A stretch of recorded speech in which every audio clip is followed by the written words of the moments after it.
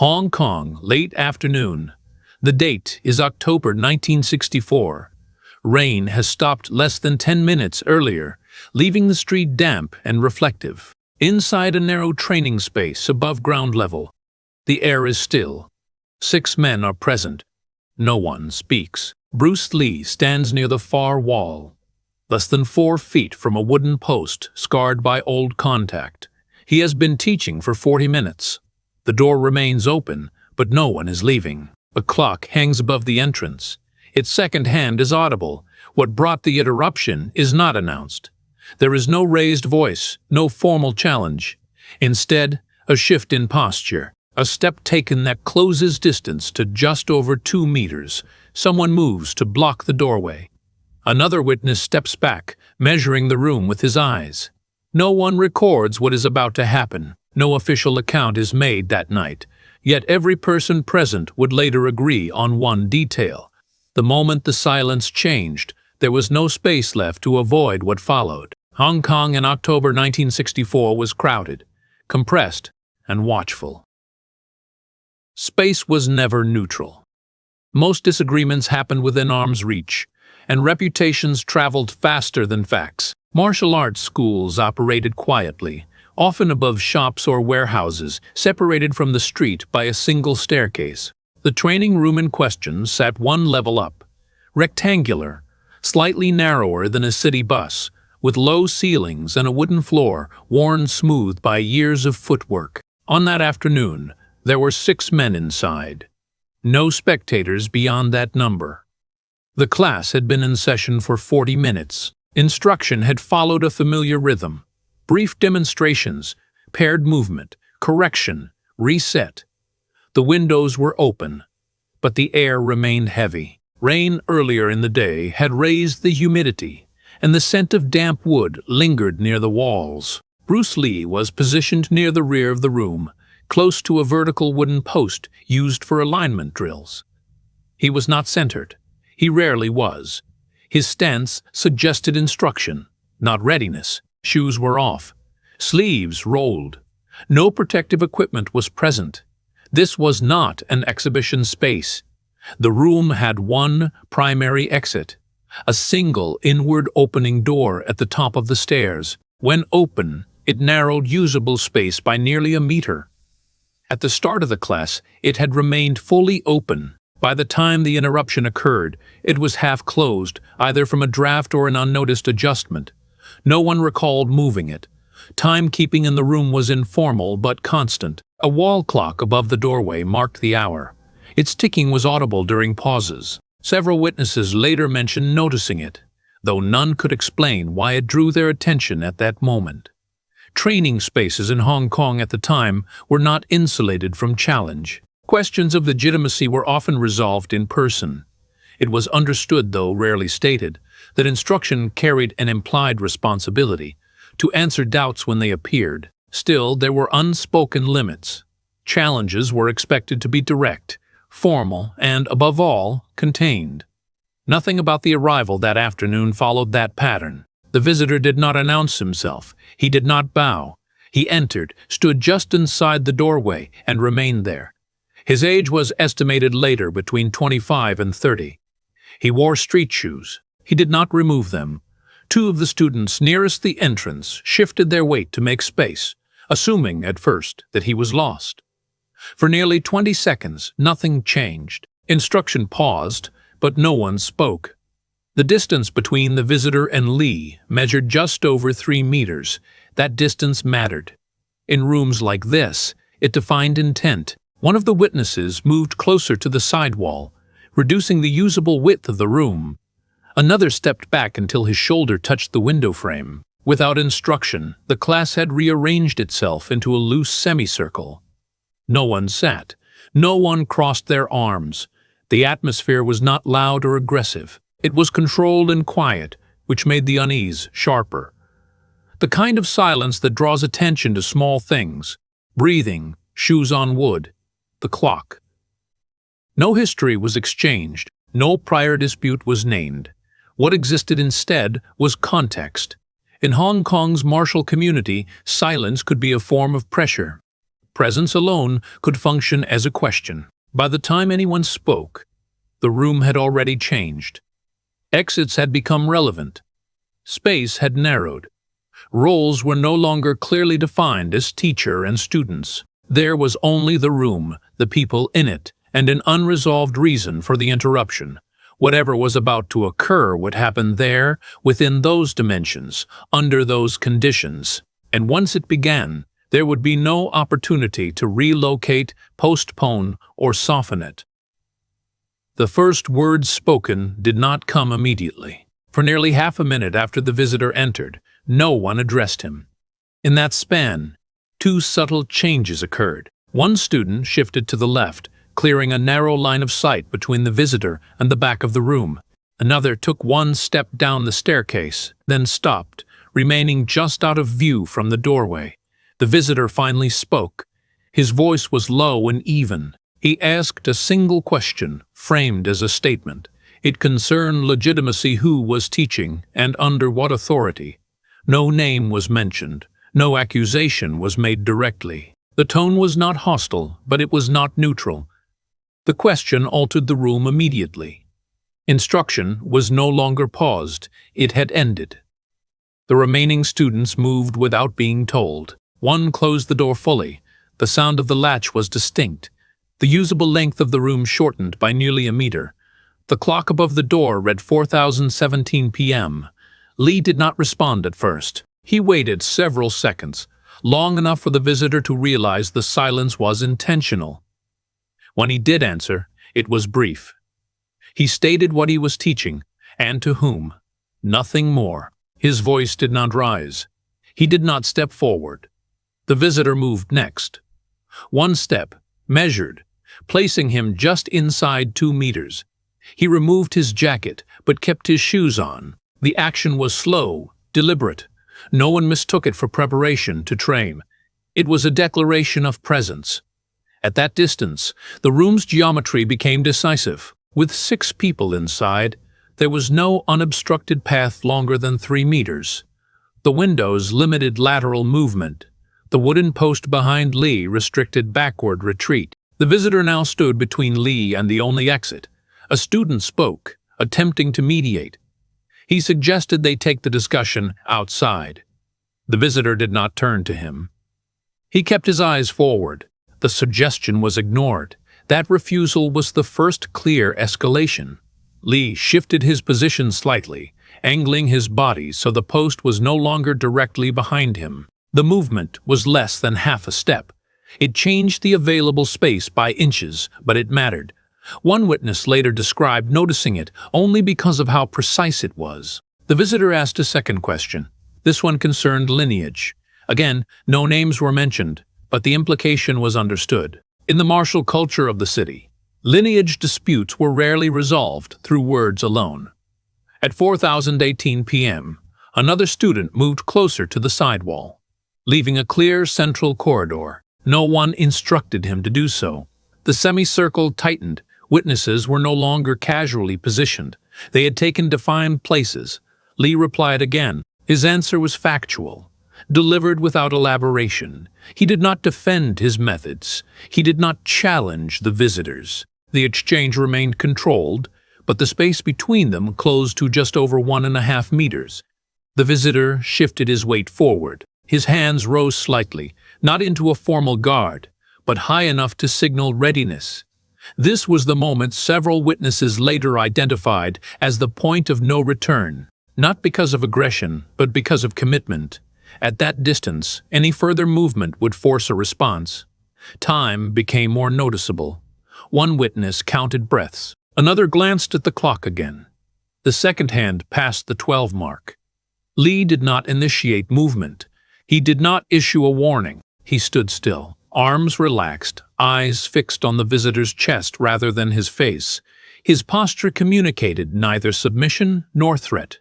It was neutral, but prepared. The visitor stepped forward again, reducing the distance to less than a meter. In rooms like this, that distance eliminated choice. There was no longer space to disengage without turning away. No one spoke after that. The students did not intervene. The visitor did not retract his step. Authority had been tested openly and left unresolved. The room, already constrained, now functioned as a closed system. Whatever was going to decide the matter would not come from words. It would come from a single action taken in a space where every movement would be witnessed, measured, and remembered. The moment stretched without movement. The visitor stood less than 1 meter away. At that distance, even small shifts carried consequence. The room was quiet enough to register breathing patterns. One witness later recalled counting 3 breaths before anything changed. At 4:18 and 40 seconds, the visitor adjusted his stance. His lead foot turned inward slightly, narrowing his base. It was not a formal guard, but it shortened reaction time. This adjustment reduced the remaining neutral space to almost nothing. It was the second clear escalation. Lee responded without advancing. He rotated his shoulders a few degrees, aligning them with the narrow central corridor that had formed between the witnesses. The wooden post was now just off his left shoulder, less than 30 centimeters away. Retreat was no longer possible without contact. Another student shifted position, stepping behind the visitor by roughly 1 meter. The move was instinctive, not coordinated. It eliminated the last open angle in the room. There were now bodies on all sides. 6 people. No exit line. The door remained closed. The visitor spoke again, briefly. The words were not aggressive, but they were final. He stated that teaching carried responsibility, and that responsibility could be tested. It was the closest thing to a declaration that would be offered. Lee did not answer. Silence followed, lasting approximately 5 seconds. During that time, the second hand on the wall clock crossed from the 40 mark to the 45. One witness later said that the ticking seemed louder than before. A micro-decision occurred. Lee raised his left hand slightly, palm angled inward, not as a guard, but as a positional marker. The movement was smallest than 20 centimeters, but it changed the line between them. It signaled readiness without invitation. The visitor noticed. His forward momentum paused. For a brief moment, the situation stabilized. No one moved. This was the last point at which disengagement was technically possible. But disengagement would have required someone to step back first. No one did. At 4,018 and 52 seconds, the visitor leaned forward. It was not a strike. It was a test of balance and proximity. The movement closed the remaining distance to less than half a meter. In confined spaces, that distance eliminates reaction delay. Any response becomes immediate or late. This was the irreversible threshold. The visitor's weight shifted fully onto his lead foot.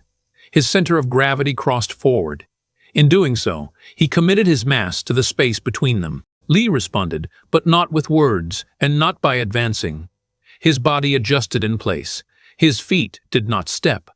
The response was preparatory, not decisive. It aligned structure, not intent. Witnesses later disagreed on exactly when the confrontation became unavoidable. Some said it was the lean. Others said it was the hand position. But all agreed on one thing. Once that weight transfer happened, the room no longer held tension. It held inevitability. The clock marked 4,119 p.m. The pressure had reached a point where no further warning could alter the outcome. Authority had been challenged openly. Space had collapsed completely. Every witness was now locked into observation rather than participation. What followed would not unfold slowly. There would be no sequence of exchanges. The decision, once made, would express itself in seconds. The action began at 14:19 p.m. and ended before the clock's second hand completed a full rotation. No one in the room spoke during that interval. The visitor's forward lean completed into motion. His right shoulder advanced first, closing the final gap. The movement was direct, intended to occupy space rather than strike. At that distance, less than half a meter, reaction time measured in fractions of a second. Lee responded only after the forward mass committed. His first movement was lateral, not backward, approximately 20 centimeters to his right. It shifted the line of contact without increasing distance. His left hand made brief contact with the visitor's leading arm, redirecting it downward. The contact lasted less than a second. The decisive movement followed immediately. Lee stepped in, not forward, but inside the visitor's center line. His right arm moved across the torso. The force was short, contained, and driven by body alignment rather than extension. There was no wind-up. The visitor's balance broke at once. His weight, already forward, had nowhere to reset. His feet crossed unintentionally. In the confined space, there was no room to recover. He fell backward at an angle, striking the wooden floor, shoulder first, then rolling onto his side. The sound was singular and sharp. From first contact to impact, witnesses later estimated 9 seconds. Some counted fewer. None counted more than 10. No follow-up occurred. Lee did not advance. He did not pursue. He stepped back the same distance he had entered, re-establishing space. The visitor remained on the floor, breathing hard, one knee drawn up instinctively. He did not attempt to rise. The room stayed silent.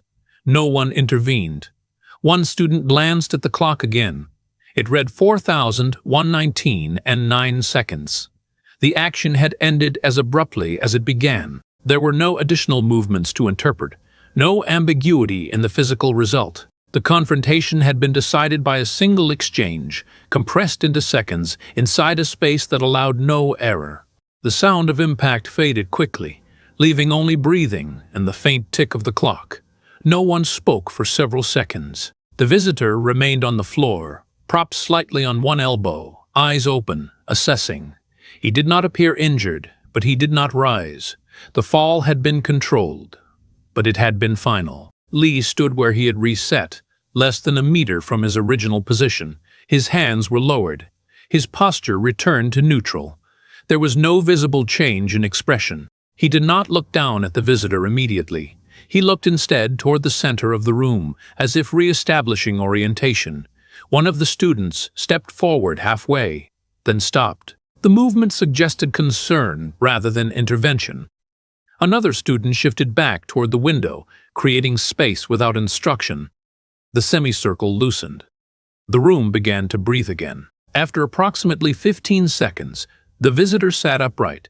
He tested his weight carefully, placing one hand flat on the floor before adjusting his legs beneath him.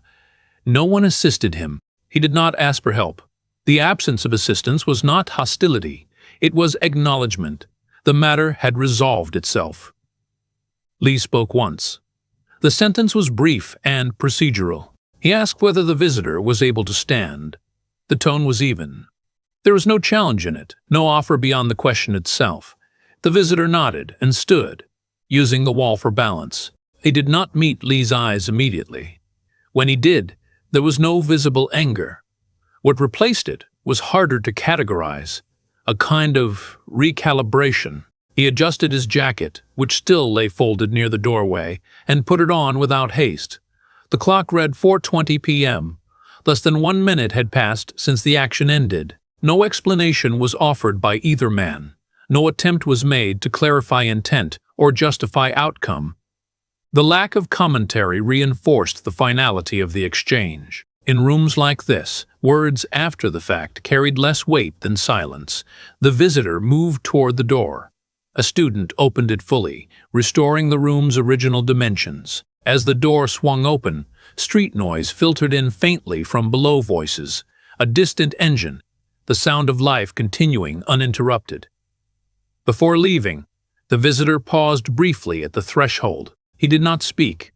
He gave a single nod, not formal, not deferential, but acknowledging resolution. Then he stepped out and descended the stairs. Once the door closed, no one immediately resumed training. The students remained where they were for several seconds longer. The room had returned to stillness, but it was no longer uneasy. The tension that had compressed the space was gone. Only then did Lee move back toward the wooden post. He adjusted its position slightly, less than an inch, aligning it with the floor marks. The class resumed without comment, as if the interruption had been absorbed and set aside. What had occurred did not require explanation within the room. It had already been understood. No formal record was made of the incident. There were no reports filed, no statements collected, no injuries requiring attention. By early evening, the room above the street had returned to routine use. To anyone passing through later that day, Nothing indicated that a challenge had taken place. What remained was memory, and memory behaved unevenly. Among the 6 men present, accounts aligned on structure but diverged on detail. All agreed on the sequence, the interruption, the narrowing space, the single exchange, the fall. All agreed on duration. No one described a prolonged struggle. No one claimed multiple techniques. The number that persisted, repeated without coordination, was 9 seconds. Beyond that, specifics blurred. Some remembered the visitor as taller than he likely was. Others recalled more force than the confined motion allowed. One witness insisted the clock had stopped ticking during the exchange, though no one else supported that claim. These discrepancies were not signs of exaggeration so much as compression. When events resolve quickly, the mind fills gaps. What did not change was the interpretation of cause. The visitor was not remembered as reckless or disrespectful, nor was the response described as aggressive. The dominant framing was obligation. A challenge had entered the room. It had been answered. No further meaning was required. In the days that followed, words circulated quietly, not as a boast and not as a warning. The story traveled through training halls and informal gatherings in fragments. It was usually told without names: a school above a shop, a brief test, over before anyone could step in. Attempts to formalize the account came later and inconsistently. Some retellings added context that had not been present. Others removed it. Over time, the incident was folded into a larger narrative that blurred boundaries between documented event and representative example. Yet certain elements resisted distortion. The setting remained modest. The action remained brief. The outcome remained uncontested. No follow-up challenge was recorded from the same source. No public dispute emerged afterward. In a community where unresolved claims often lingered, this absence was notable. For those who witnessed it directly, the significance lay less in technique than in restraint. The confrontation did not escalate beyond necessity. Once balance was broken, it ended. That clarity shaped how it was remembered. Years later, when stories of challenges multiplied and timelines overlapped, this one remained unusually stable. Not because it was repeated often, but because it was rarely argued against. It existed as a closed event, bounded by a room, a clock, and a short span of time. The men who stood there that afternoon did not speak of it again among themselves. They did not need to. The incident did not demand reflection or justification. It had resolved a question that no longer required asking. In that way, the encounter did not grow louder with retelling. It grew quieter. And in martial culture, quiet stories tend to last longer than dramatic ones.